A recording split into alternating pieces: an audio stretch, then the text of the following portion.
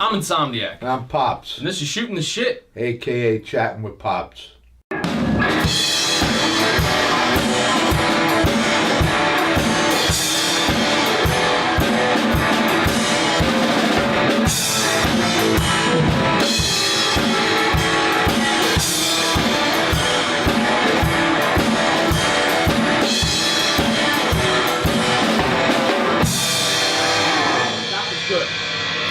Was good. And that one was pretty decent. I'd like to see something. This is episode 32 of Shooting the Shit, a.k.a. Chatting with Pops. This is a patron-exclusive topic because this is a patron-exclusive episode. And this topic comes from James Foltz. And actually, this topic is a bunch of topics. They're a bunch of versus topics. They're kind of like mini topics. So I guess we will get right into it. Muscle cars versus imports. That's a good one to start with. Yeah, to me, there's no comparison, with American muscle cars. Not that there'd be any other muscle cars, would there? And foreign cars. I mean, foreign cars are good to get good gas mileage and get from point A to point B. But there's nothing like an American muscle car, like the old GTO, Chevelles. I mean, Chargers, Road Runners. I mean, there were such awesome muscle cars in the day. And, there's just no comparison as far as I'm concerned.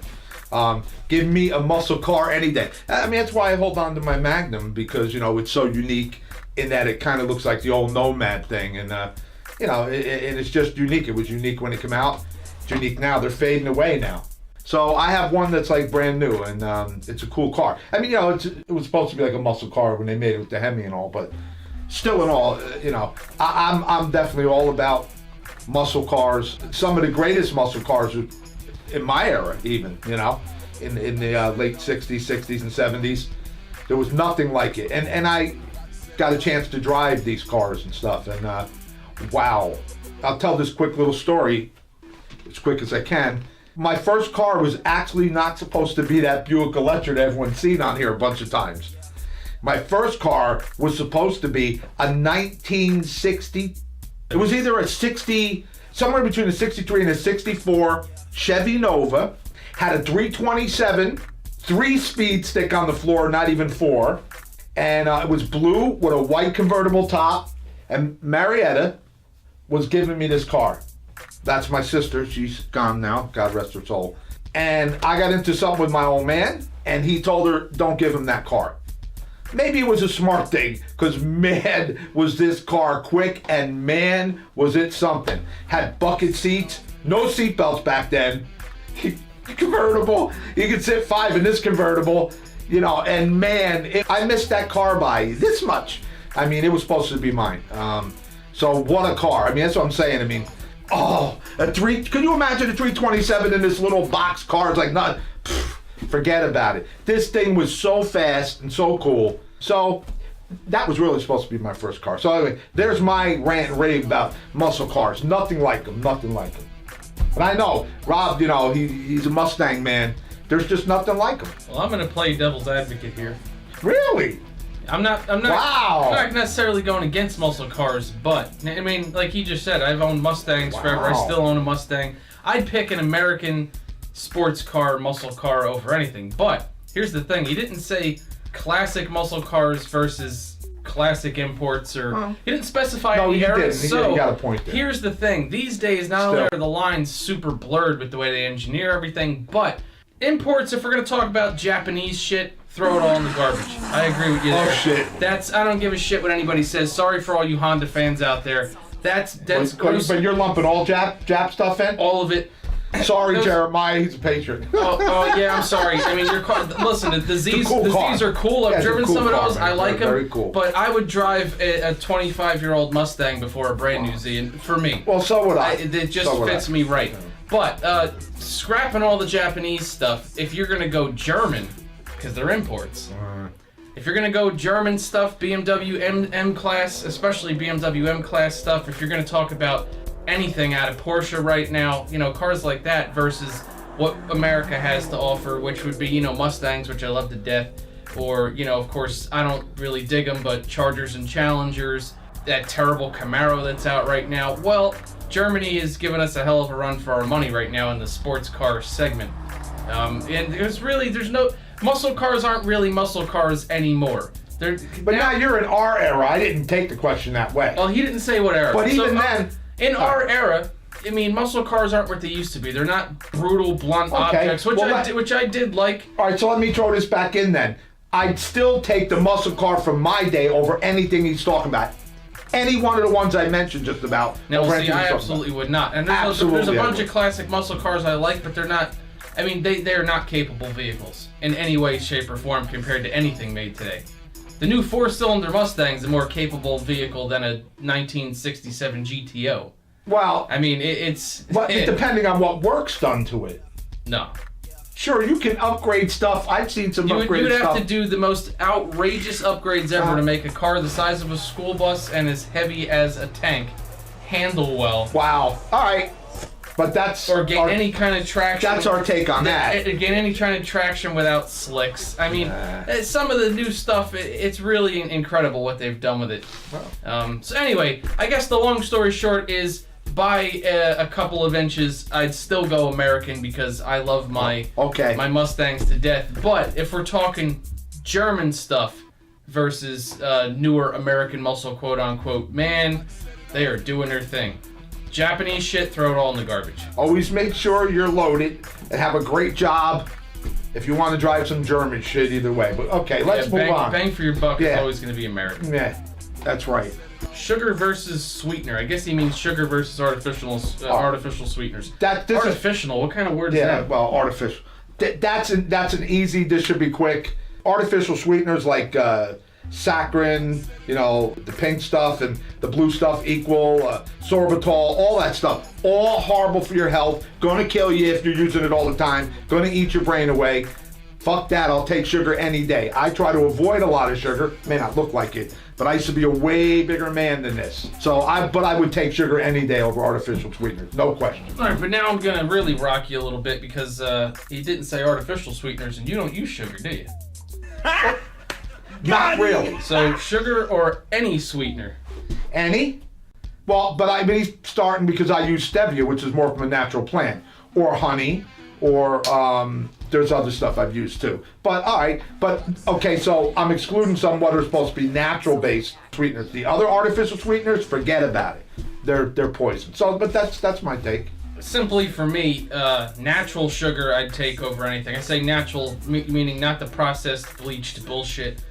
Natural sugar I'd use, or a form of honey. Raw, all the other stuff, no, I don't trust any of that shit. Maybe some agave. Agave's good, yeah. That was an interesting question to throw in there. Yeah. I don't know how to fucking undo it. Anyway. Warm in this room today. It's nice over here. Yeah, it is. This one will be brief. AR-15 versus AK-47. I'm nothing to say. Haven't shot. He hasn't fired either of them, and I hate to disappoint you, but I've never fired an AK-47, so I guess by default I have to pick AR-15. I think it's a fantastic weapon. I don't know shit about the AK-40. I mean, I know a bit about the AK-47, but I've never fired one, so I really can't have an opinion on it. This one I got a hell of an opinion on. 1911 versus Glock. And we own those. Yeah, we own both of those. I own a Glock. He owns 1911s. We both fired both of them though a lot. And in all fairness, I love my Glock. It's a workhorse. I once had a cop and the guy in the store say like 1 million rounds were shot through some guy's gun. It was still going. It's something ridiculous. The Glock. But in all fairness, 1911? Because I'm getting old. I shot his and it's so much more balanced. I'll use the word capable. I'd say even more accurate, I would think, because the way it feels, it's a nicer gun to shoot. I would say. I love the Glock, but yeah. So I'll break it down a little further because I agree with him there. I'm one of the few people you'll ever meet that's under 50 years old that would say 1911 over almost anything, but I love 1911s. Now the Glock, they have a Glock 19. I wouldn't say over anything, but go ahead. Well, I mean, if I were to pick a platform, I love the 1911, I think, more than anything. My bedside, main pistol that I rely on is a polymer. It's a Ruger SR9. So, I mean, that's more along the lines of, like, you know, the Glock 19 like you have. The thing is, I've fired a bunch of different Glocks, not even just the 19, and I hate them because they always shoot so well. They really do shoot well. They're great guns. But I love the weight and balance and feel of the 1911. It's chambered in 45 ACP. I absolutely love it. Yeah. And see, one of the biggest things any shooters out there know about any pistol, it's not the ammo, it's not the weight of the gun. It all comes down to the trigger. You know, if you know how to shoot, obviously.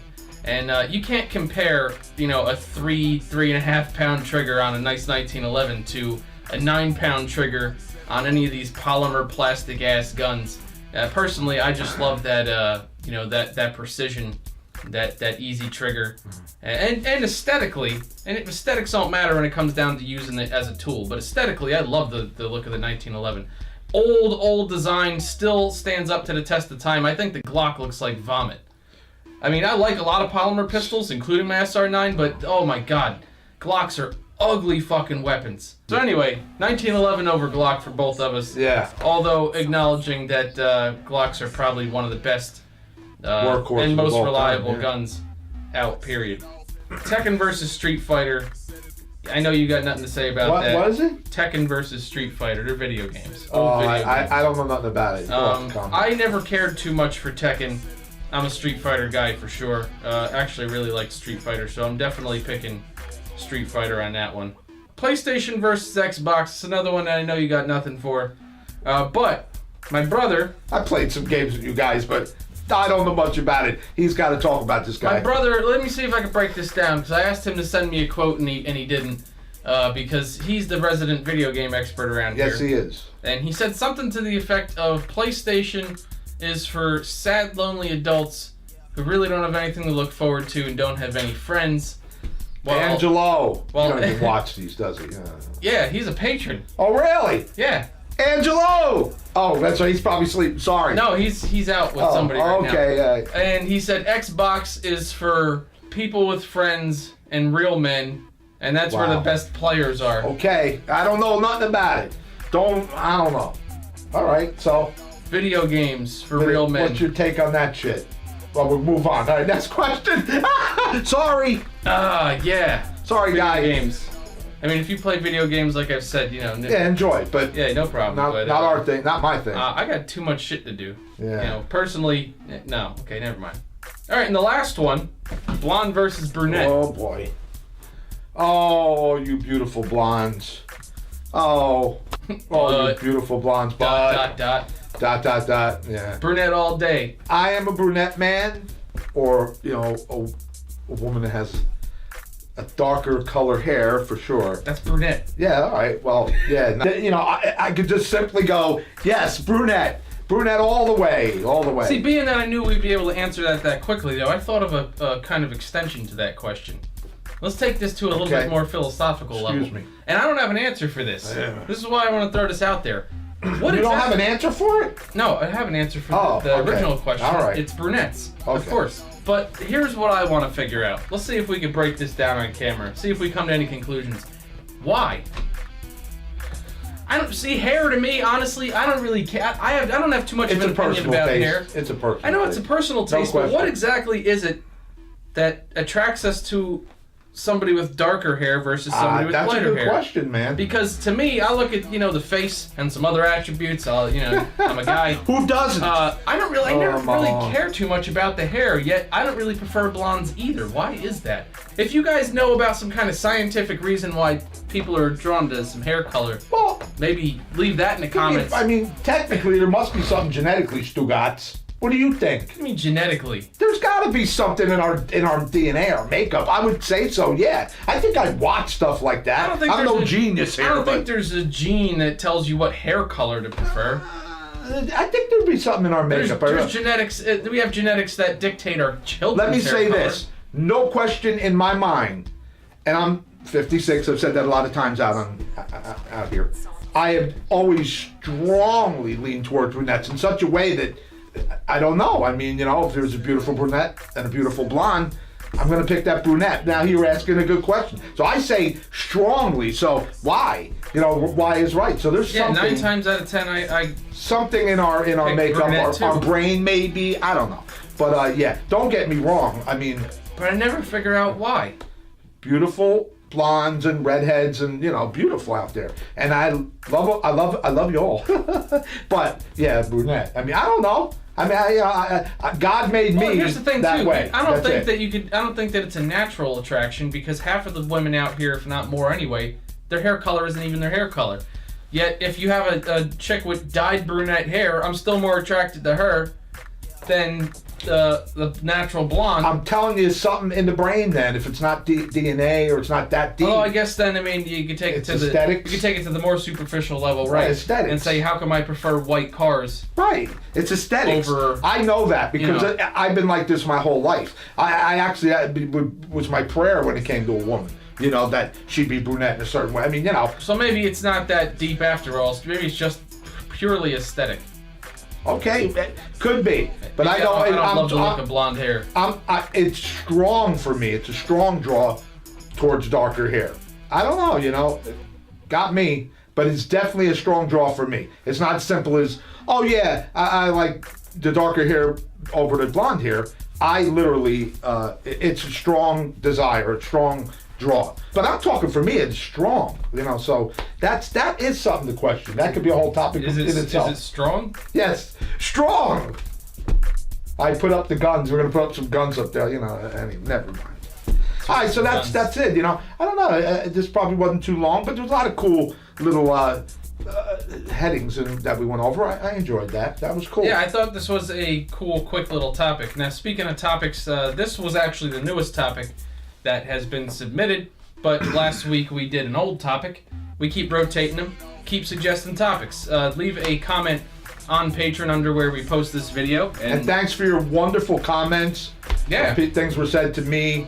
Love you guys. Really, love you guys, man. Just thank you. We appreciate you as much as you appreciate us. Spread this stuff around. We've said that a lot of times. Share the videos. Share it. Facebook, you know, tell your friends, hey, check the to share that, you know, because, you know, we appreciate that. I hope nobody whips out the tissues, but next week, episode 33, is a public episode, because we do one of those per month. Yeah. To try to get some people to come join the awesome patron club that you guys are in.